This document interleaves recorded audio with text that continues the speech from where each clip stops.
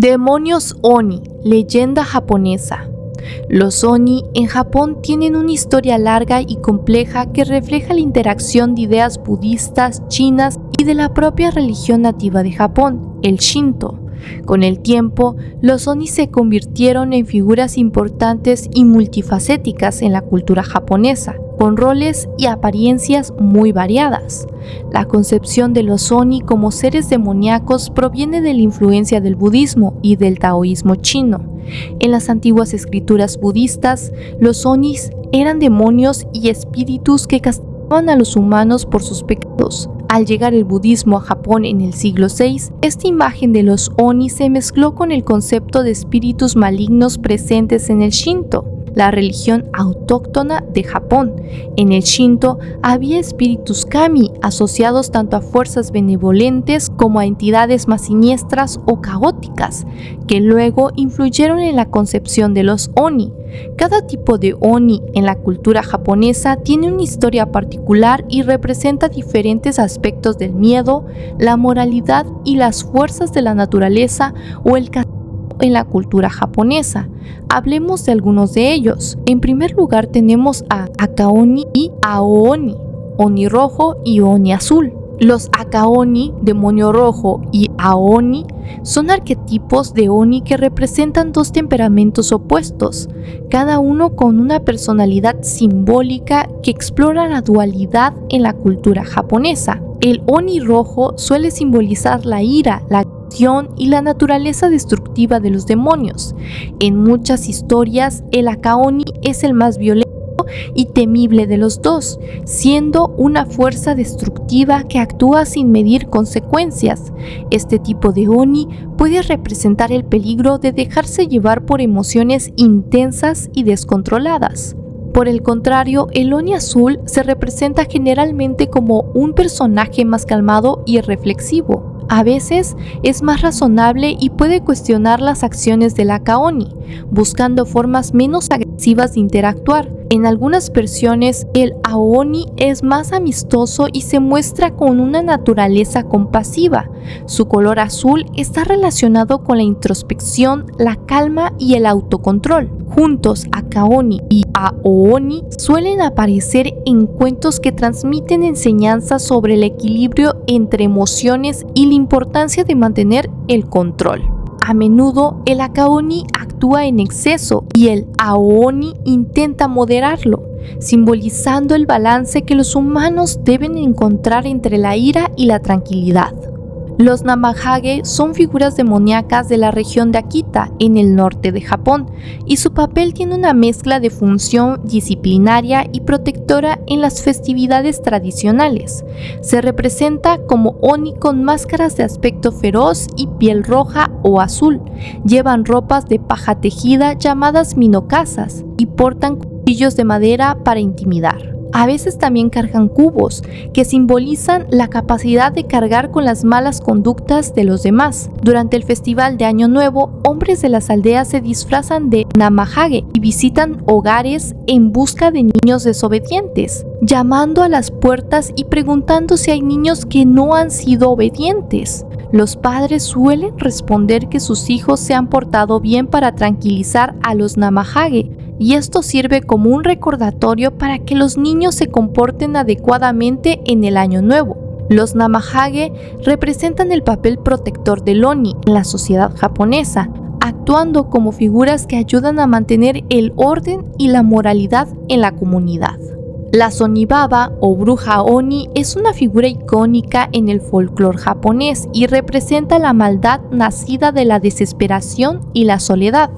Las Onibaba suelen ser mujeres que por diversas razones fueron consumidas por el resentimiento y la amargura y eventualmente se transformaron en seres demoníacos. Una Onibaba generalmente es representada como una anciana de aspecto aterrador, con colmillos afilados y ojos penetrantes. Su apariencia espeluznante es comparable a la de las brujas occidentales. Una de las leyendas más famosas de Onibaba es la historia de una anciana que vive en las montañas y se tormenta de viajeros desprevenidos. Esta mujer, en su juventud, fue rechazada y abandonada, lo que la llevó a vivir sola en la montaña y a convertirse en una Oni para vengarse de quienes se acercan a su territorio. Onibaba encarna el concepto de cómo la soledad y el resentimiento pueden transformar a una persona en algo monstruoso. A menudo las Onibaba en el folclore japonés buscan venganza, lo que también las conecta con la idea de fantasmas y espíritus vengativos. El Ushi-Oni o demonio toro es un tipo de Oni que habita en áreas cercanas al agua, especialmente en costas y ríos. Es temido por los pescadores y habitantes de las regiones costeras debido a su naturaleza agresiva y peligrosa. El Ushi-Oni se representa como una criatura con cuerpo de toro y rostro demoníaco, a veces con características de araña o cangrejo. Tiene cuernos y una mirada penetrante y sus patas son fuertes, lo que le permite moverse tanto en tierra como en agua. En las leyendas, el Ushi-Oni es un ser malvado que ataca sin provocación a los seres humanos, especialmente a aquellos que se adentran en su territorio. En algunas versiones también tiene poderes de transformación y puede atraer a los humanos usando ilusiones, lo que lo vuelve una amenaza aún más compleja. El Ushi-Oni simboliza el peligro de los lugares desconocidos y de los riesgos naturales. Refleja el temor que la sociedad japonesa tenía a los elementos naturales que no podían controlar, como el mar. Existen relatos de personas que aseguran haberse encontrado con Onis.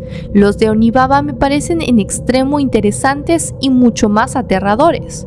Uno de los lugares más famosos en Japón asociados con la Onibaba es el campo de Adachigahara, ubicado en la prefectura de Fukushima. La leyenda local cuenta que una mujer convertida en Onibaba vivía en una cueva en esa región y que devoraba a los viajeros desprevenidos. Hoy en día se dice que algunas personas que visitan Adachigahara sienten una presencia inquietante, sobre todo al acercarse a una cueva específica, conocida como la cueva de la Onibaba.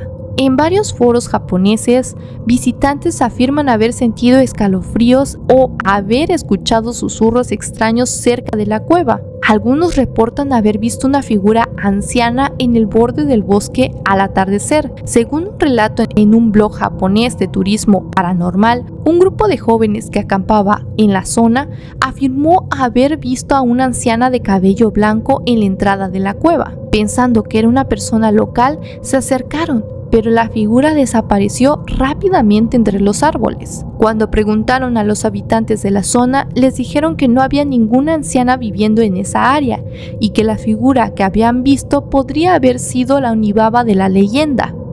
En la prefectura de Aomori, otra región conocida por sus tradiciones sobrenaturales, existe una historia sobre una mujer que vivía sola en una cabaña en el bosque y que se cree tenía un comportamiento similar al de una Onibaba. Un testimonio popularizado en foros japoneses de lo paranormal cuenta que un joven montañista se perdió en el bosque de Tsugaru, cerca de donde se encontraba la cabaña de esta mujer. Al caer la noche, se encontró con una anciana que le ofreció un lugar para pasar la noche. Al principio pensó que ella era simplemente una mujer amable, pero pronto notó que ella murmuraba palabras extrañas y lo miraba con ojos penetrantes y casi hipnóticos. Durante la noche, él sintió como si alguien estuviera moviéndose a su alrededor y escuchó sonidos que parecían de animales, pero no vio nada. Al amanecer, cuando despertó, se dio cuenta de que estaba solo en la cabaña y que la anciana había desaparecido. Más tarde, cuando relató su experiencia en el pueblo, le contaron sobre la historia de la mujer que vivía allí, quien se pensaba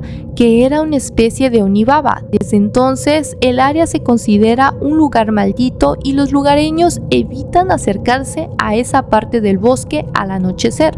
Otra versión popular en internet cuenta sobre un encuentro en la región de Nasu, donde los visitantes han reportado ver a una anciana de apariencia temible, una versión de la Onibaba adaptada a la leyenda local. En los años recientes, algunas personas han reportado en redes sociales haber sentido la presencia de esta Onibaba cuando cruzaban el puente al anochecer. Uno de los relatos más conocidos de esta zona describe a una pareja que visitó Nasu y cruzó el puente durante un paseo.